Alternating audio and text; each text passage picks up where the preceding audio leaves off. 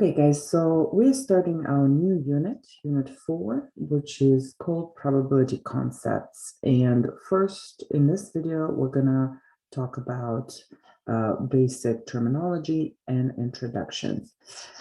So probability is our new unit, as I already mentioned, and it will feel like we're switching gears a little bit. So later, we're gonna tie it in with our frequency distributions and histograms and develop new concepts. All right, so let's begin. First, why do we need to study probabilities? Well, the reason is that the world is full of uncertainties, and with the probabilities will help us to answer questions such as, what are the chances that the student will pass this class? What are the chances that the price of a stock will go up? Things like that. Previous experience, previous data may help us answer these types of questions. And the probability basically describes the chance of something happening. And here's the formal definition. Says a probability is a measure of how likely something is to happen. The more likely it is to happen, the higher its probability. The less likely something is to happen, the less its probability. In general, the probability value is between 0 and 1. 0 meaning something has a 0 chance of happening, and 1 means it's bound to happen, it's certain to happen, there is 100% chance of happening.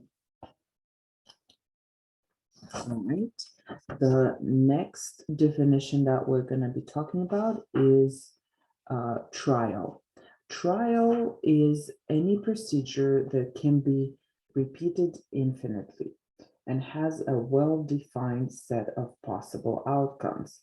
For example, flipping a coin once. The outcomes are we're gonna get heads or tails.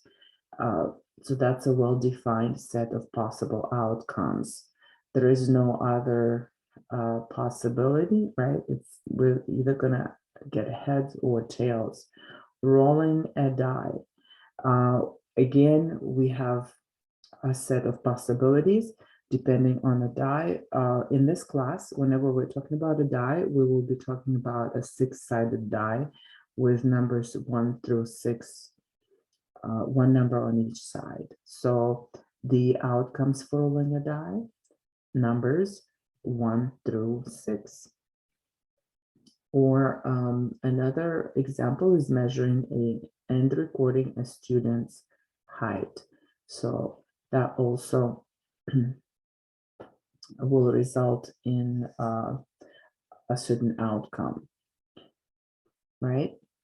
Okay, so next, other definitions. Oh, by the way, the learning objectives for this unit is to learn the basic concepts of probability of an event, methods for finding probability values, and interpreting probability values. So those are the objectives. And another definition important for this section is the definition of an experiment. An experiment is any procedure that results in a collection of information, and the nature of information is not imminent.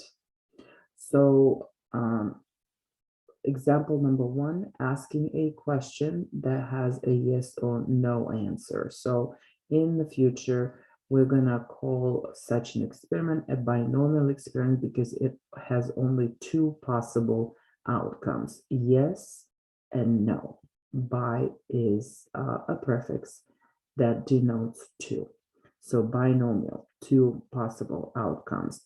An example of a question would be, Are you going to vote on these upcoming elections? Example number 2, measuring the radiation in the emissions of an atomic reactor.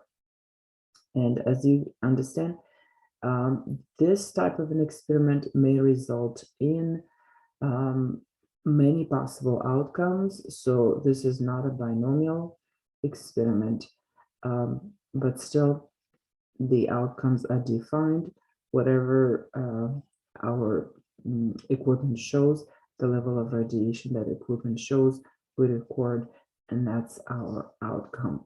Now, how do trials come in? An experiment may consist of one trial, for example, flipping a coin once and recording whether you get heads or tails, or it could be a series of trials. So, for example, flipping a coin 3 times and recording the number of heads that you get.